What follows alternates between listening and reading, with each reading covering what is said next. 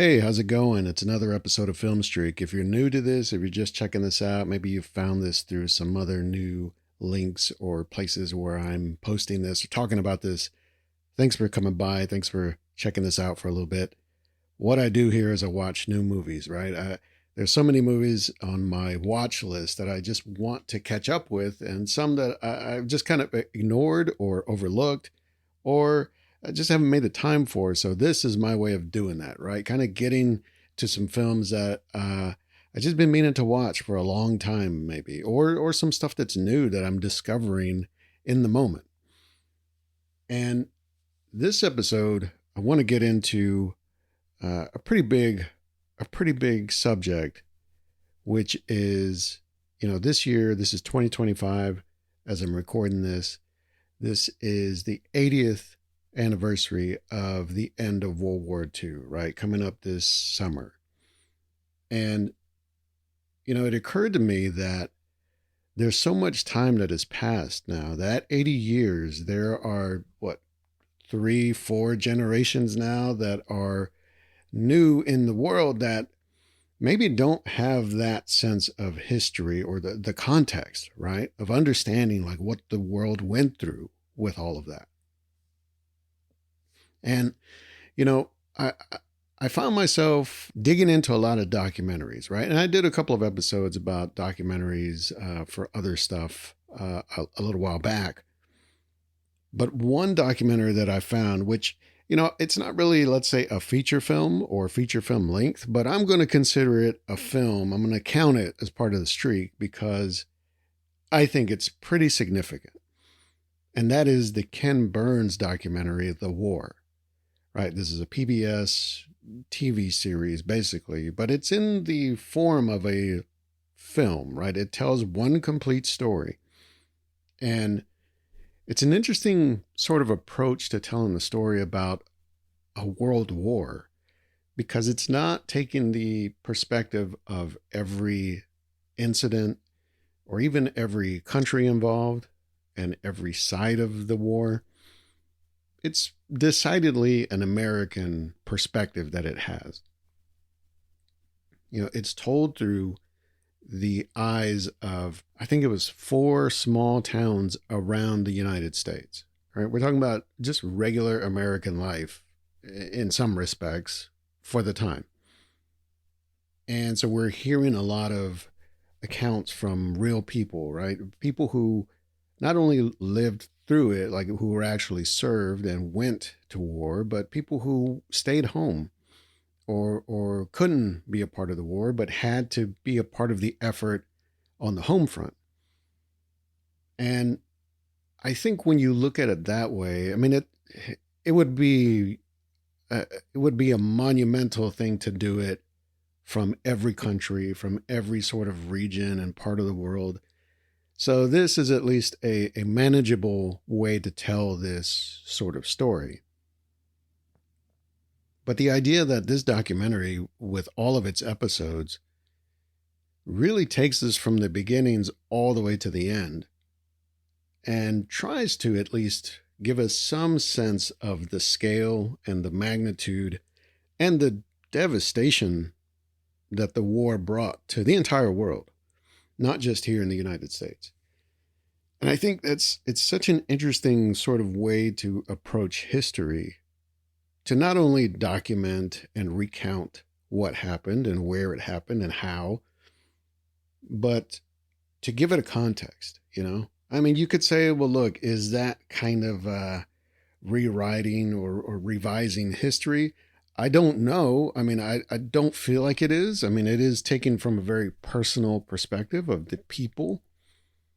So you could say, well, of course, it's got some bias or some slant to it, maybe. But I think as someone that's living in the world today, especially with how times are and where things stand with society and politics, however you feel about it, to see and to get a sense of where things were at that time and maybe how some things have changed and some things haven't. I think that's the real value of this documentary, right? It really does show you I think it gives you a sense of how far we've come and how little we've really evolved. Look, if maybe you're a younger person, listen to this. I'm in my 40s, so I don't have a real sense of the time and the way things were in this period, right? I mean, that's a generation before me or two generations before me. My grandfather he served in World War II, and he was a veteran, and he was wounded. And it was something that, it wasn't a conversation. It wasn't things that were talked about. And yet you can tell that there's just something different about the people that went through that. There was a whole other gear that they had to find to get by in life and to kind of persevere, And I think, unfortunately, maybe, I don't think we have that gear, either my generation or generations that are coming up under me. If you're a younger person, what are they, Gen Z or whatever? I don't think we're there.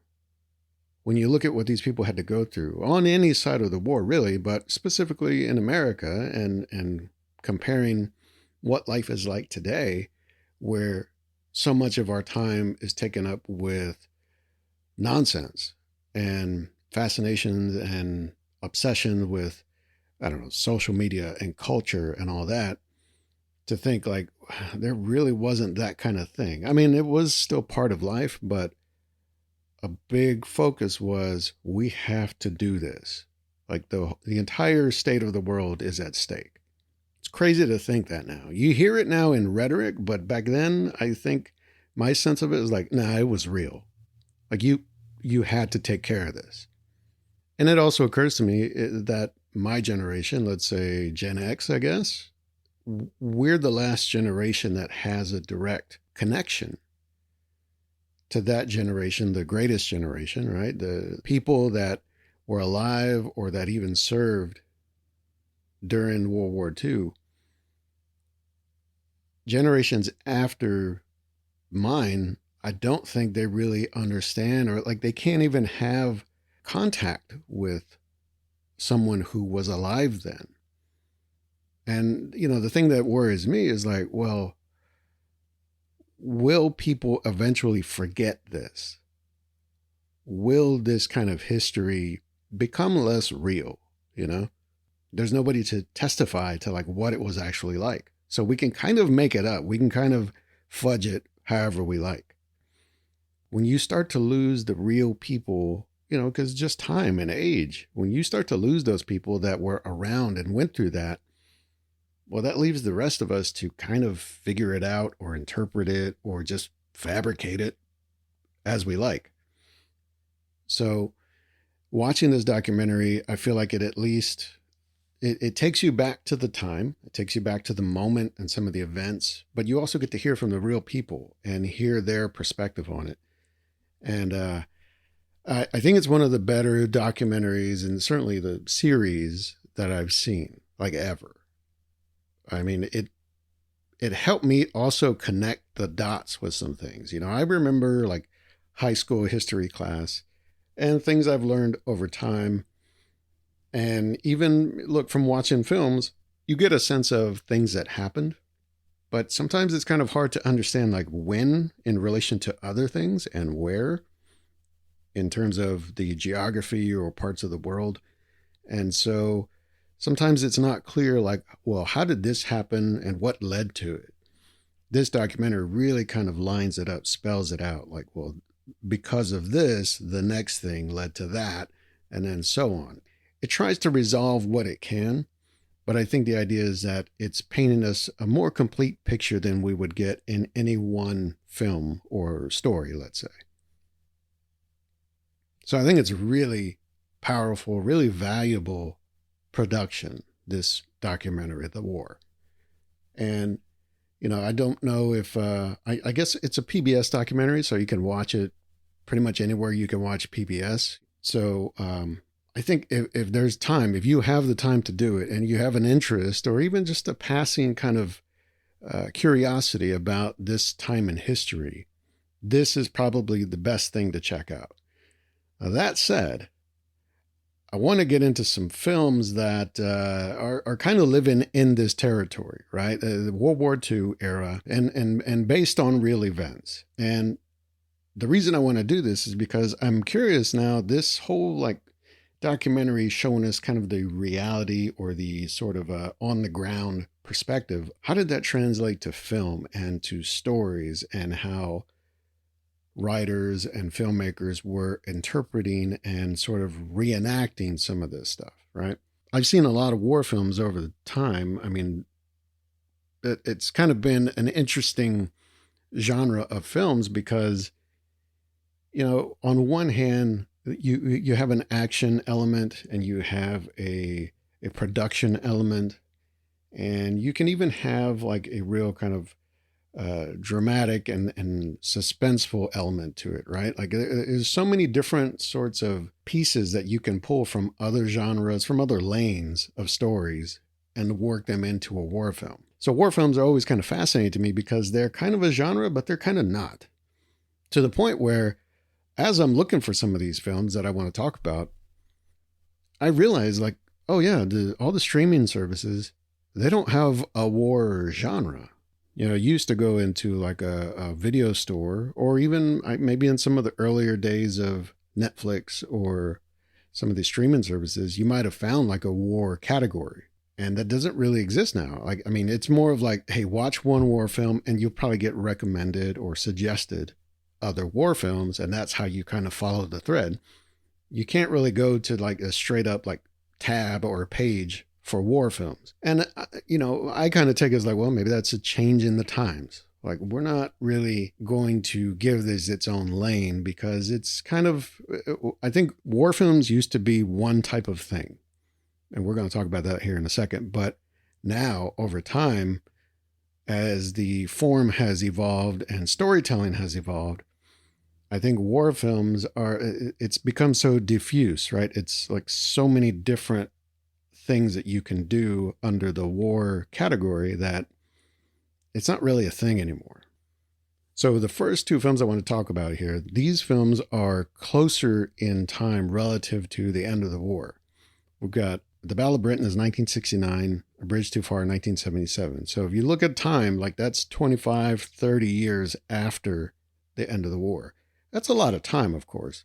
There were films about World War II made even as the war was happening or shortly after. So you could think, well, maybe that's a little too soon, or it's a little too fresh. But these two films specifically I wanted to talk about because I felt like they were, and what I read and sort of understood about them is they were sold as these sort of all-star cast, big epic showcase pieces of important moments in the war, right? So the Battle of Britain is specifically a story about the Royal Air Force and their efforts to defend Britain from the German bombing. Now, I even under my loose understanding of some of Britain's involvement with the war is like I didn't really know how this played out. So this film at least tried to put the cards in the right order, show you like what happened when, who was involved, how it happened. And yet the problem with the film, the way it's done, is it's very much like a document, but there's really no kind of dramatic drive to it.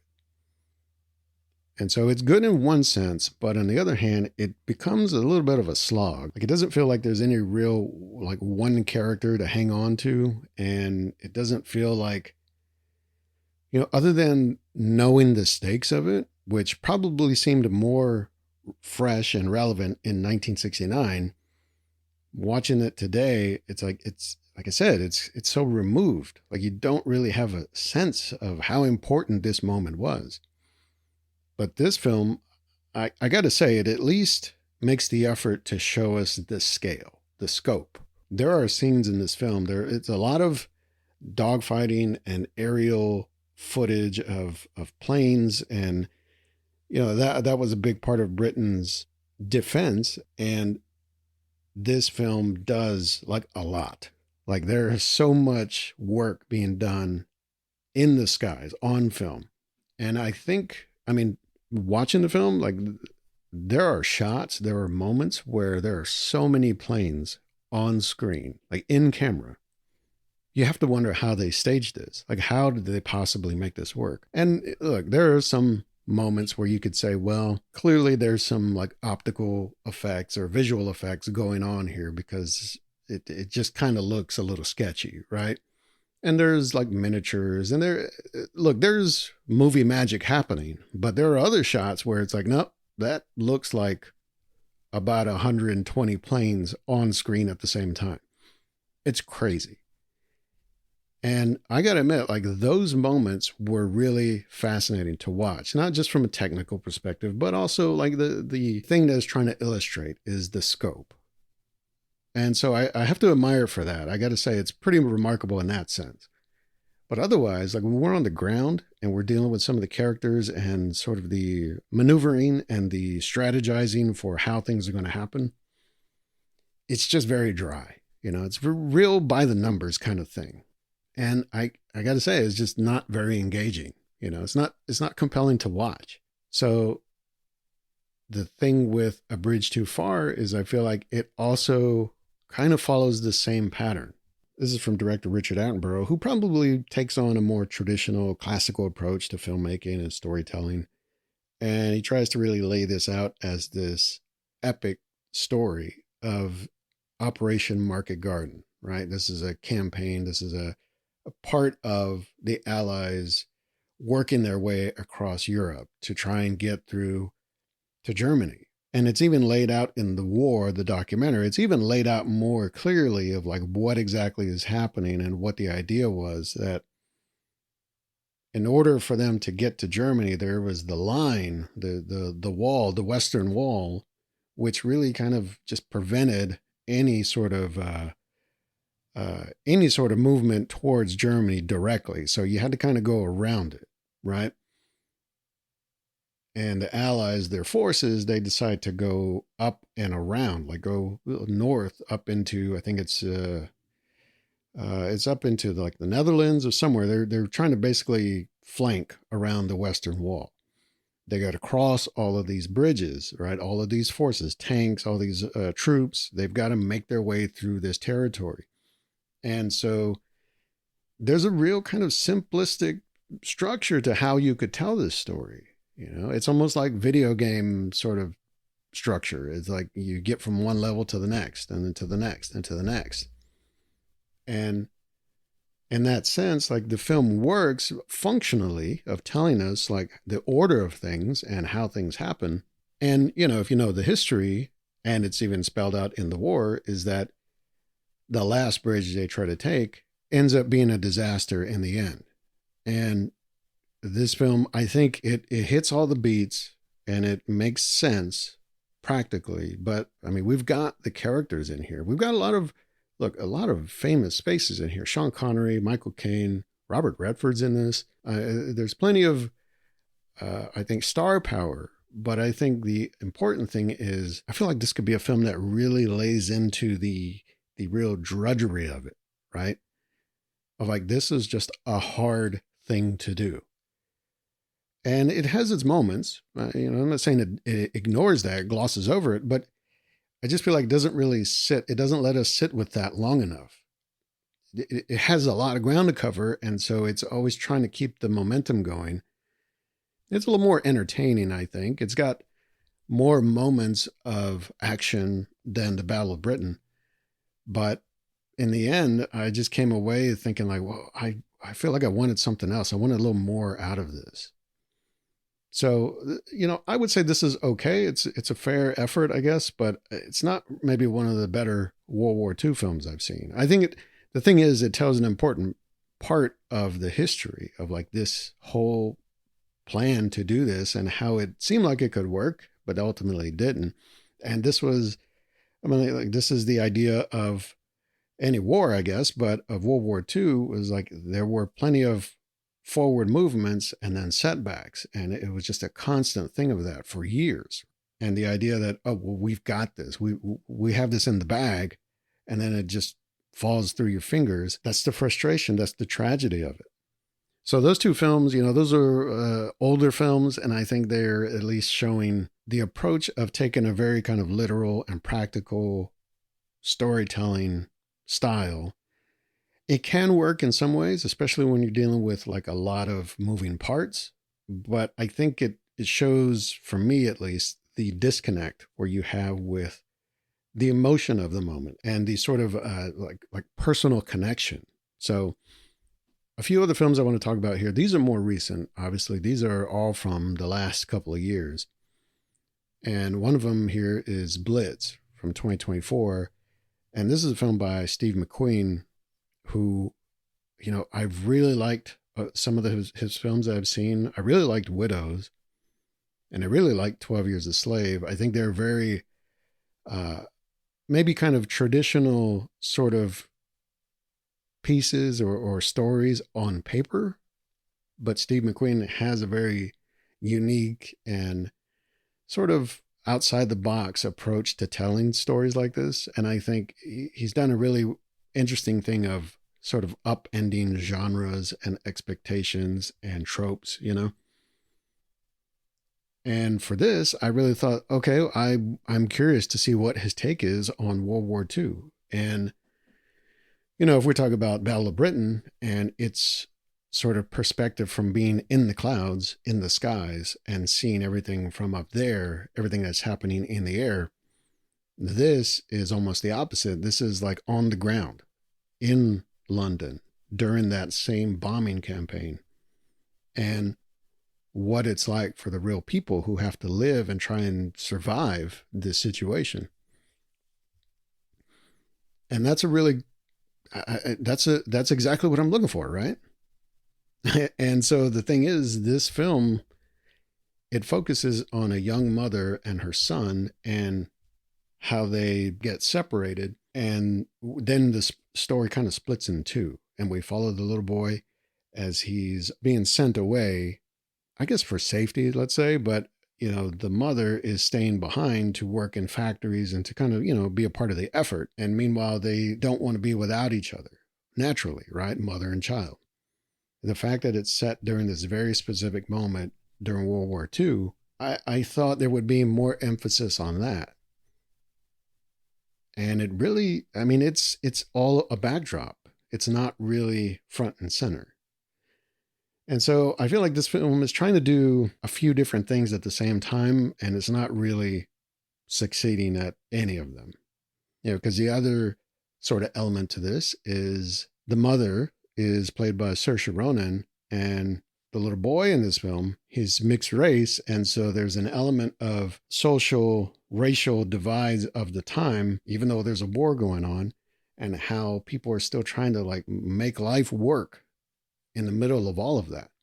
That's an important thing to comment on, of course, but I think it's like, well, there's like a lot here. There's a whole war going on. And so here's the thing. If this film were made by anybody else, I'd probably think, all right, well, it was a decent effort and I could see the ideas that we're going for and, it's fine. But Steve McQueen, I really thought, oh, this is going to be something very different, very impactful.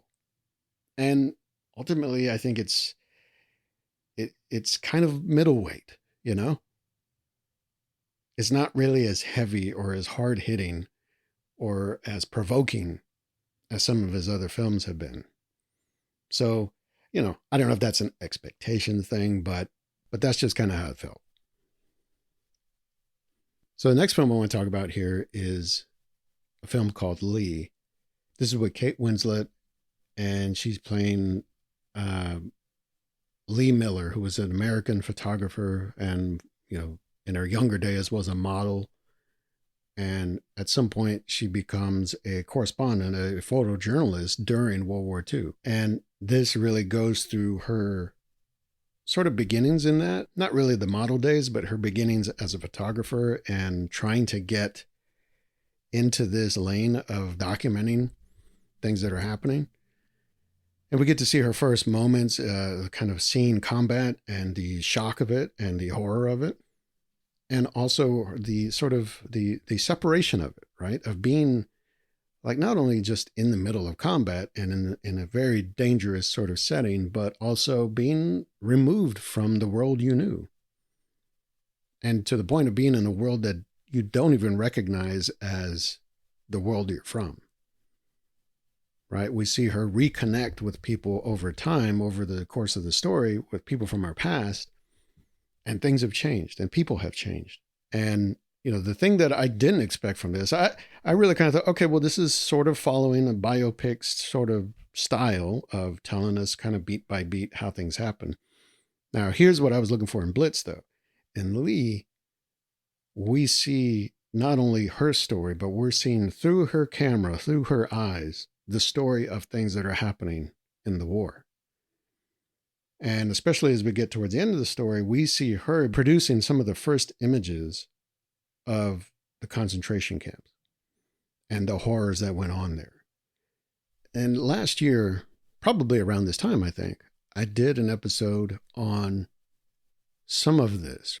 I watched Downfall and I watched The Zone of Interest. This film, Lee, kind of takes us into that moment of being the first people to set eyes on this and the just absolute shock of it, of revealing like this is what has actually been happening during the war. Aside from combat, like these are the real things that the Germans were doing. And I think it really drives it home, not only because we're seeing it through a person's eyes, like we're seeing it from a real perspective of someone who is driving towards it, but also once they get there, they're kind of instantly repelled as you would be naturally. But we're also getting to see, and I don't know if it's recreations of, but we're seeing the images of it, I know at the end of the film, they show us some of the real images of the real people. Lee Miller herself, her, I guess, sort of fellow correspondent of David, who, I got to say, is played by Andy Samberg in this, and doing some real solid, subtle acting, I got to say. You know him from Saturday Night Live or Brooklyn Nine-Nine or whatever.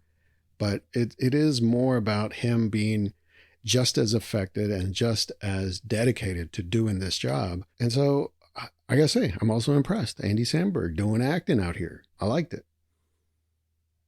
So this film, I think, is far more to the point of what I thought a film like this could be. But you can see again, this isn't just straight by the numbers war movie. This is about a person and about her journey and about her sort of discovery of this, and then really pointing at everything that's happening. And so the last film I want to talk about here is it's one that's kind of in the other direction. It's also about a character or a set of characters, really, and their sort of journey, their tasks in this effort, right, in the war. But it's from a whole different angle. It's all about action. It's even got comedy in it. And it's very kind of playful and fun, honestly. I thought it was kind of a fun time. And look, it's supposedly based on a true story or real events, but I think it's probably more inspired by than actually based on real accounts or whatever. And that is the Ministry of Ungentlemanly Warfare. And, like I said, it's a fun watch. I mean, if you're just looking for a kind of unadulterated war film that doesn't pull punches, I mean, here we go, But it's not so kind of conventional. It leaps around in time. We got different characters that are, they've got different motivations of what they want out of this and what they're trying to do. And we've got this sort of element of heist / spy mission where it's very covert. It's very cloak and dagger. We've got to see, will they be able to get out in time? Will they be able to do this the way they're planned? All that kind of stuff in this.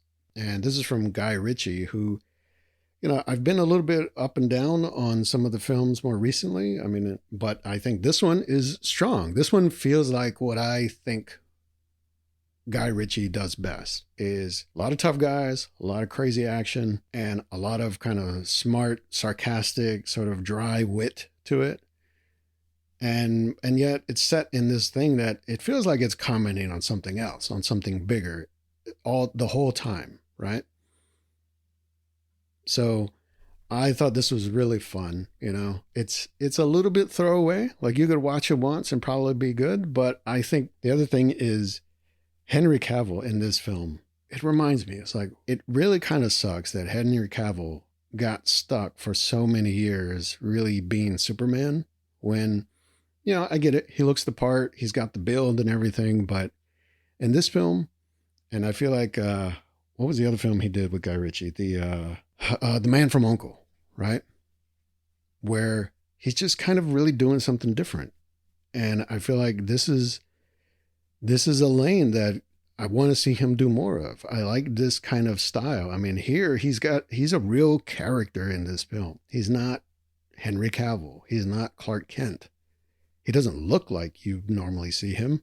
He's got this kind of big beard and mustache, and he always wears this kind of captain's hat or whatever. And he just looks like a bruiser. And so I like seeing someone kind of in a new element. And I think this really works.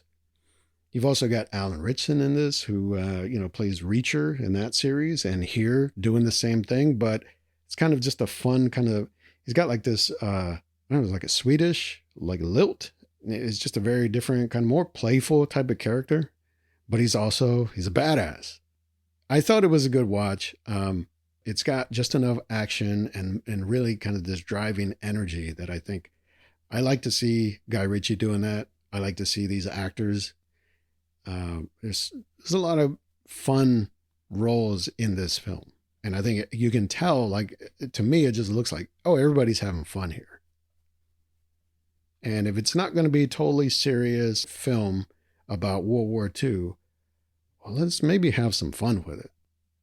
So that's my take on it. These are all kind of all over the place, I know, but these are World War II films in some way or another that I think show the change in time of how storytellers are trying to get at this material. I mean, the thing that the documentary showed me was that there's so much that happened.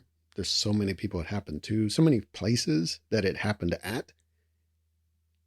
So, I mean, you imagine the number of stories. And so, as we go through 2025 here, I think I'm going to come back to this. I don't know how often, but I want to probably do at least a few more episodes of World War II films that I haven't seen and see how they line up, see where they fall. There are some that I guess famously have not seen, like Casablanca, which, I just, for the longest time, I didn't even know or recognize it as a World War II film. And having not seen it, I'm not even clear how it's a World War II film, but that's what I'm told. That's what I've read. So that'll be coming up. There's plenty of others too. There's plenty from more recent years that I think maybe have something to say, or at least some interesting ways of saying it. So in the meantime, you want to hear some other episodes of Film Streak, you can go to filmstreak.com. You can sign up to get those by email. You can do the subscription with your podcast service or app of choice. I've got a list of all of these films. We're over 600 now on IMDb, so you can check those out, add those to your list, and get in the same hole that I'm in. Too many films to watch, maybe not enough time. And look, if you want to hear some of the earlier episodes, those are not on the feed anymore. I think it's around the first 100 films, or maybe 200. I can't remember where. I've taken those off the feed, but they're still available. You go to filmstreak.com, you can subscribe there, and you can get access to them. And that way you can see like where this all started. It's wild to think we're at 600 plus films now. And look, I'm looking at my watch list right now. I've still got almost 1,500 to go. It seems like I add more every week. We got some work ahead of us. But otherwise, until then, hey, just do what you do and go watch something new.